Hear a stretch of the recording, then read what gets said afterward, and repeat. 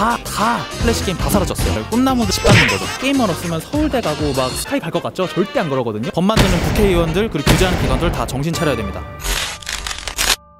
주전자닷컴과 플래시 365 2000년대 초반부터 게임을 좋아하는 학생들이 직접 게임을 만들어서 올리고 이 피드백을 받는 사이트입니다. 그런데 올해 3월부터 이 사이트에 있던 자작 게임 수만 개가 하루아침에 사라졌는데요. 게임을 관리 위해 등급 분류를 받지 않았다는 이유 때문입니다. 등급 심사를 위해서는 이 학생들이 수십에서 수백만 원에 달하는 심사비를 내야 하는데 수많은 게임 제작 지망생들이 좌절하고 있습니다. 어찌 보면 게임 산업의 뿌리가 흔들린다는 지적도 나옵니다. 정부가 자작 게임물을 규제하는 이유가 도대체 뭔가요? 자작 게임물 규제는 원래부터 있었어요. 근데 HTTPS 규제처럼 원래 있던 규제를 이제 봐주고 있다가 이제는 봐주지 않겠다 이런 식으로 강화하는 이런 모양새인 건데, 그 게임 산업 진흥에 관한 법률이라는 게 있어요. 거기에 보면 이제 게임물을 제작하거나 유통을 할 때는 이 게임물 관리위원회에 사전 등급 심의를 받아야 된다. 뭐 12세 이용가, 전체 이용가 이런 거요. 이런 거를 받고 나서 해야 된다라고 돼 있는데 이제 봐주지 않겠다. 등급 분류의 대상이 지나치게 엄격하다는 지적이 있는데요. 이 건전한 게임 시장 조성을 위해서는 등급 분류를 반드시 해야 되는 거 아닌가요? 등급 분류는 당연히 있어야 되는 거예요. 왜냐면 어린이들이 할 수 있고 누구나 할 수 있는 게임인데 뭐 거기 안에서 막 누드가 나오고 뭐 팔다리를 자르고 이런 잔인한 게 나오면 당연히 안 되잖아요. 그런데 이거를 뭐 비영리적이고 학생들이 연습을 위해 만든 게임에도 이거를 적용한다? 그거는 솔직히 말이 안 되는 거예요. 예를 들어 볼게요. 제가 만약에 뭐 소설을 하나 썼어요.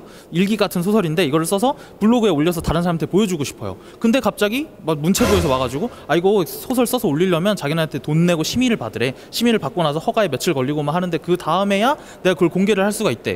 말이 안 되는 거예요. 이게 게임에만 규제가 되고 뭐 영화나 뭐 드라마나 뭐 소설이나 이런 거에 전혀 규제가 없어요. 말이 안 되는 거죠.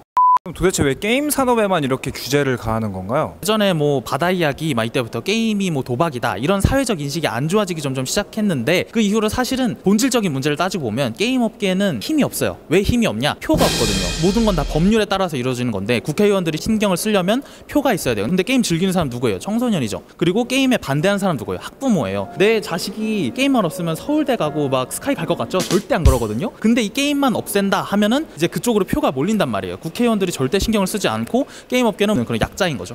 그러면 등급 분류를 하지 않았다고 사이트 폐쇄를 경고하거나 혹은 실제로 폐쇄를 했던 과거 사례가 있나요? 지금 주전자닷컴이나 아니면 플래시 365나 저도 어렸을 때 여기서 게임을 많이 했었는데 그런 사이트들 10년, 20년 가까이 되는 사이트들이 지금 다 플래시 게임 다 사라졌어요. 4만 개, 5만 개 되는 거. 지금 열심히 막 과거에 있던 거 막 좀 저장해놓고 아카이빙 하려고 하는데 그것도 사실 뭐 여의치가 않아요. 지금까지 수십 년간 쌓아온 건데 여기 있던 것들 지금 다 사라진 거죠 뭐. 근데 최근에 문체부에서는 비영리 게임 심의 면제를 검토 중이라고 밝혔는데요. 이 방안이 해결책이 될 수가 있을까요?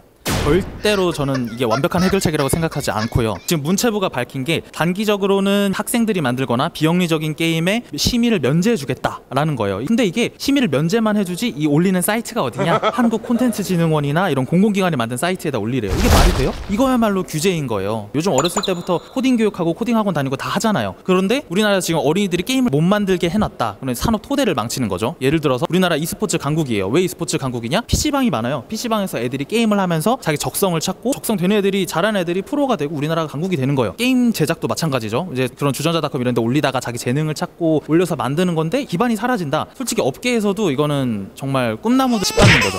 게임 산업 규제에 대해서 하고 싶은 말씀 있으시면. 요즘에 그 한국의 문화 산업에 대한 규제가 너무 심해요. 그 HTTPS로 지금 인터넷 막았죠. 이번엔 게임 막혔죠. 물론 다시 풀어준다고는 하지만 완벽하진 않고요. 그리고 뭐 가수들, 아이돌들 외모 회귀를 하지 말라고 하죠. 작년에는 또 먹방 하지 말라고 그랬어요. 이게 지금 정부가 하고 있는 게 문화 산업을 아예 규제하는 거란 말이에요. 이 문화 산업이 잘 크고 우리나라에서 지금 뭐 K-팝이나 뭐 인터넷으로 하는 거나 아니면 뭐 게임 업계나 이게 수출에 얼마나 많은 기여를 하고 있어요. 우리나라의 성장에도 기여를 하고 있는 정말 신산업 4차 산업 먹거리란 말이에요. 근데 이거를 지금 입을 막고 있으니 정말 법 만드는 국회의원들 그리고 규제하는 기관들 다 정신 차려야 됩니다.